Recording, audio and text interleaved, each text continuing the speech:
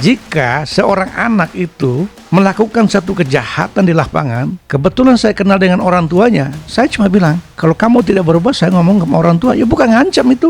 Kalau kamu tidak berubah, berarti orang tuamu yang mendidik kamu, kan begitu. Mana ada kegiatan sosial yang tidak dalam pengawasan pemerintah, dalam hal Kemensos. Jika ada perselisihan yang tidak bisa diselesaikan oleh para pihak, ya sudah, Kemensos itulah sebagai lembaga pengawas sekaligus yang dia bisa meneruskan tata kelola keuangan yang sudah masuk itu. Nah, itu tujuannya, bukan unsur-unsur pemerasan atau pengancaman. Itu salah sekali cara menafsirkan itu. Ya, saya sih tidak lihat dari gelar perkara. Jangankan gelar perkara itu.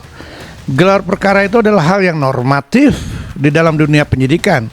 Sebelum mengambil sikap, menentukan apakah ini perkara layak dilanjutkan atau tidak, atau menentukan apakah ini bisa ditetapkan tersangka, itu sah-sah saja. Tetapi jauh lebih penting adalah apakah suatu perbuatan yang dilapor itu benar-benar mengandung unsur hukum pidana. Karena kita berbicara bukan dalam konteks 369. Jauh lebih penting itu adalah prinsip-prinsip asas hukum pidana itu sendiri. Di dalam hukum pidana itu ada 5 unsur yang harus terpenuhi. Yang pertama adalah unsur perbuatan melawan hukum. Yang kedua adalah subjek hukum, siapa yang melakukan. Lalu yang ketiga, perbuatan melawan hukum itu harus berhubungan dengan undang-undang yang mengaturnya. Yang keempat adalah korban. Yang kelima adalah kerugian yang nyata. Kerugian apa? 369. Lalu siapa korbannya? Kamu itu. Apakah orang yang menceritakan bahwa, menyampaikan bahwa kalau memang kita tidak selesai, ya udah, nanti diserahkan ke Kemensos. Itu bukan mengancam. Mekanisme yang harus dilakukan, karena Kemensos sebagai lembaga yang bidangnya sama dengan apa yang dilakukan oleh Mbak Novi. Jadi janganlah mengajarkan ikan berenang gitu kan. Audit itu wajib dilakukan semua perseroan atau usaha-usaha berbadan hukum. Tetapi bukan sekarang. Audit secara keseluruhan itu biasanya akhir tahun. Kan begitu. Itu yayasan memang idealnya harus audit kok. Karena dia mempertanggungjawabkan ke seluruh anggota yayasannya. Dan itu dalam tata kelola yayasan itu diawasi oleh badan pengawas. Kan begitu. Jadi audit itu urgensinya adalah persoalan ini atau persoalan tata kelola yayasan memang harus audit, bahkan audit internal dan eksternal. Kalau mau audit dilakukan seperti saran mereka, apakah audit forensik berdasarkan laporan mereka? Silakan saja. Saya sangat appreciate terhadap Ibu Novi. Ya, beliau tetap memiliki semangat untuk membantu Agus melakukan pengobatan Agus tanpa mempedulikan dirinya yang telah diancam hukum pidana. Dan itulah tugas kami untuk melakukan perawanan dan membuktikan apakah tuduhan itu benar dan mendasar. Itu. Jadi kalau orang teriak di dalam ruang publik lalu mengancam melapor, ya itu semacam ancaman itu sebenarnya. Kalau memang Anda laporkan secara senyap, tidak usah teriak-teriak.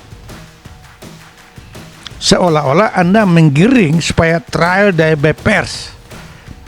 Itu tidak boleh dong.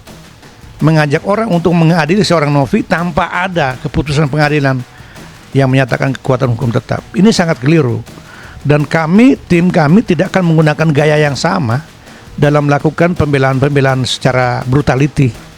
Kami tetap akan menggunakan sarana hukum itu sebagai saluran-saluran memperjuangkan hak hukum berlandaskan kebenaran untuk mewujudkan keadilan yang bernama Novi dan yayasannya.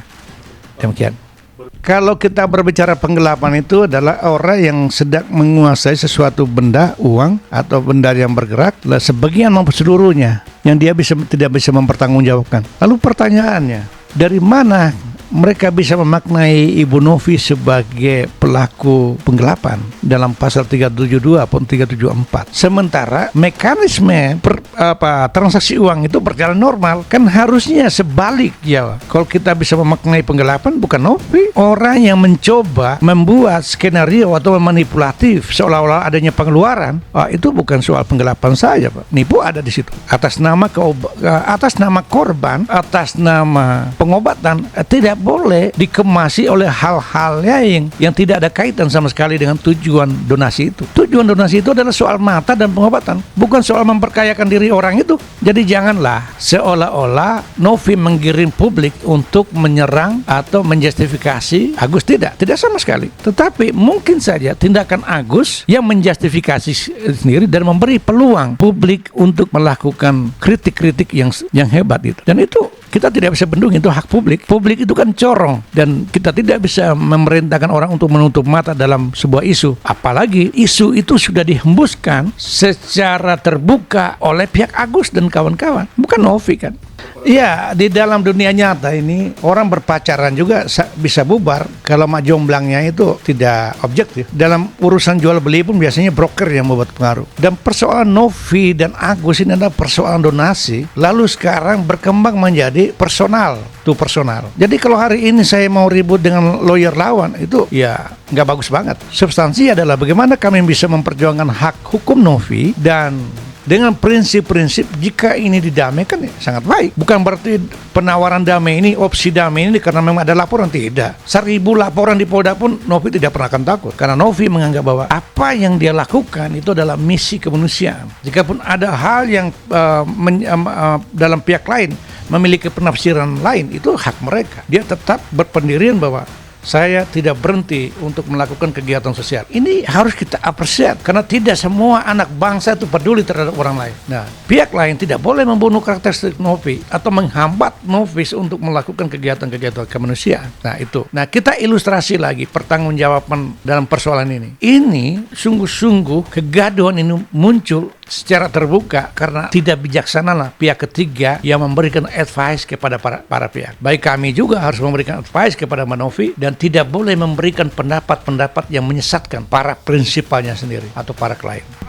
Berkaitan laporan itu, memang sebelum diterima laporan polisi itu adalah gelar. Itu gelar kecil sebelum laporan diterima, itu di dalam Polda itu adalah SPK, tetapi bukan gelar yang menentukan bahwa laporan itu adalah memenuhi unsur pidana.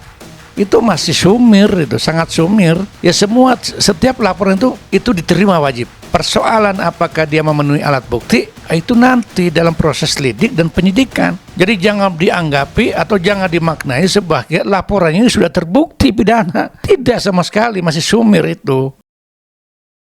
Jadi jangan lupa untuk subscribe Cumi Cumi. Ditekan ya tombol lonceng merahnya.